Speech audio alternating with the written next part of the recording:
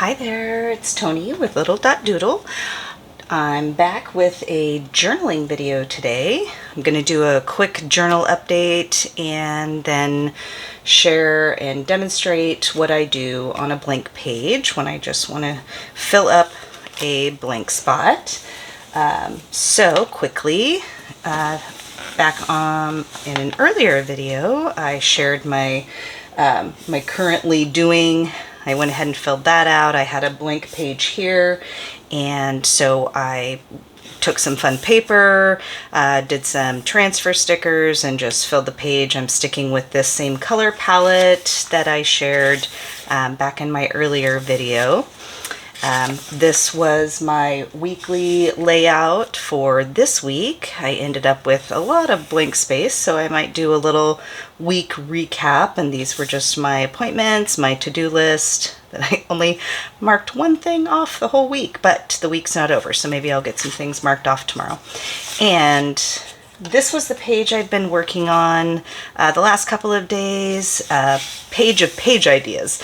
It's kind of meta, but it's a nice way to, if I want to fill up my journal, if I have a blank page, if I'm struggling with ideas, I can go to it and get some ideas. So obviously I'm not done. I have some more spaces, again, sticking with the same color palette. But then I find myself with this page that I don't really want to do anything important because I'm going to use this as a reference page. So this page, typically, because it's the backside of a weekly page, and there's a little bit of ghosting, I will just do some doodling. And this page I'm going to do some mark making and show you how I do that. This little sticker, funny story, I got a new phone because my old one was super old, and this new phone does way more than I need it to do. But I discovered that in the texting option, I can create my own stickers and with AI. And so I can tell it, give me a huge cat overlooking the sun on a beach, and then it gives me this guy. And so I've been having all kinds of fun texting my family these crazy little stickers, they're stickers in text, and then I put them on a doc, and then I print them out. There's a space cat that my husband sent me. There's a kitten holding corn. I mean, it's so weird. My husband and I are watching the show Shogun right now, so I sent him a Shogun cat. Anyway, it's just it's super funny. And then when I discovered that I could save them and print them off as actual stickers, I kind of went a little crazy. There's a taco chasing a cat, so my daughter says I have too much power now. So anyway, I'm just going to share my process for a mark making page. It really is one of the most simple things that I teach my students to do, and we do in their sketchbooks, and then I have them do a separate page and we hang them up on the wall, and we get so many compliments on them because they're just colorful and fun. And if you know how to draw shapes, you can do a mark making page. It's as simple as that. So the colors and the pens that I'm using today are these. I'm going to pick 4 colors. Normally I'll pick 4 colors. I feel like that's a good balance. A couple of lighter ones because mark making is a lot about layering. And so these will be my lighter colors, and then these will be my darker colors. And yes, I have ink all over my hands. I inked up a pen earlier, and there is just no way of getting ink all over my hands. Maybe it's like how a gardener feels when they have dirt in their nails. I don't mind the ink on my hands, and this was even after washing my hands. So anyway, it is just some black ink. But these pens are Papermate Flares, which you might be familiar with because they're pretty popular, and they have this felt tip. But these guys just came out. They're double-sided. Oops. They have a brush pen on the other side. And so anytime a new pen comes out that I see, I'm like, oh, I have to get those for research. And so I picked those up, and they're kind of fun. And then I will be doing some black accents with my Zebra gel pen and my, what is this guy? This is a Tombow double-sided feud pen. So I will just go through my process for doing a mark making page. It's a way to fill an empty page or a page that maybe is intimidating in your notebook. I start by the lighter colors first because, again, it's about layering and you're going to layer your colors. So I'm going to pick this mild liner, light kind of turquoise color, and that's going to be all of my squares. And each shape, for me at least, what I think, just to be uniform, has its own color. So I get down a few squares. And I've done this with watercolor and marker and colored pencil. When I do it with marker, and what I tell my students is when I do the outline of them, instead of just scribbling in with a marker, because you're going to get marker lines, just do real uniform, straight, solid lines. You're going to get streaks. But at the end, those streaks kind of look cool. They're not messy. They just give it some texture, and I don't mind it at all. So I'm going to just go ahead and keep filling out these shapes. So I don't use stencils for these shapes in my journal. Um, there's something that I'm not super happy with. I'll just go back and fix the top of a triangle, or if I smudge something, just incorporate it, maybe make the shape a little bit bigger. But I have stencils that I will provide for my students if they're uncomfortable with drawing the basic shapes freehand, but it really doesn't bother me. The circles can be a little bit wonky just because of the curved edges, filling in those with streaks. I used to just do mark making with watercolor. And when I first started working with the markers, I was worried that the streaks would bother me, but I have actually really um, ended up kind of liking that look, and it's just doesn't bother me anymore. On this composition, I didn't give myself um, the layout to layer as many of the shapes as I normally do. Um, I just guess when I was just putting down the base shapes, I just didn't start layering. So sometimes I'll just go back if I do that and maybe add some more circles, add some more smaller shapes where it seems like I could just do some quick and easy layers. Um, so yeah, I like finishing off the design with the organic shapes. Again, they can be a little wonky too with filling them in because of the curved edges, but I really like just kind of laying something organic, and even though that blue isn't much darker than the other colors, I just feel like it adds a little something fun uh, to the that top layer.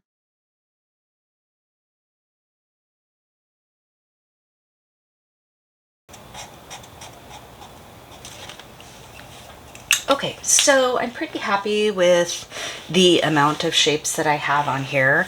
And as you can see, I grabbed a fifth color. I decided that I just had a little too much white space and I hadn't picked a color to do my little organic shapes on top, and I wanted a little more layering.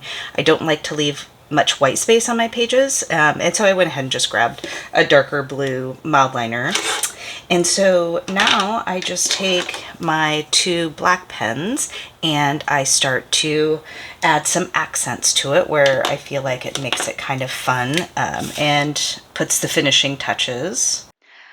I normally don't have any kind of rhyme or reason or even plan when I'm doing the black accents. I always feel like the mark making page kind of looks, I mean, it looks cool with just the shapes, but once I start to add the black accents, it just really comes alive for me. I like using the mix of the Feud pen and the gel pen. Um, I'll do thicker lines with the Feud pen and then take and drag, you know, kind of changing the pressure so I get a varied line. I always find that my students have a hard time with that final drawing that final line through the whole page because they're worried they're going to ruin it. But I always think it really adds just kind of that cool final um, pop, I guess.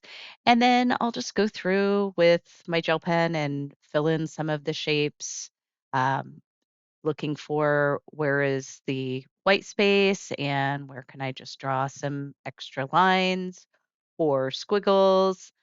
Because for me, it's just filling up that white space and looking at just little accents that I can add. So they're nothing fancy, just little swirly swirlies, I guess. I don't know what they're called. And I just kind of like how that ends up looking.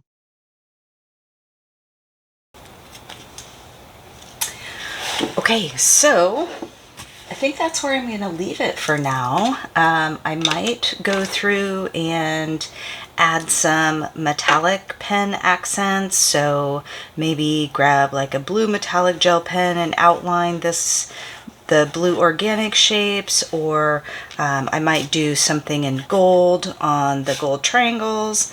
But as you can see, I mean, it's just kind of fun. There's patterns. It's not elaborate. It didn't take me that long, but it's just a fun way to fill the page. And even if you're looking at that and being like, oh my gosh, that's so juvenile, it's really meditative. And even though I did it quickly for this demonstration, I normally take a little bit longer, and I'm a little more intentional with the placements, but I don't like to leave white space, like I said. And so it's just kind of a fun, playful, whimsical way to fill a page. So if you ever are staring at an empty page, grab some pens and make some marks.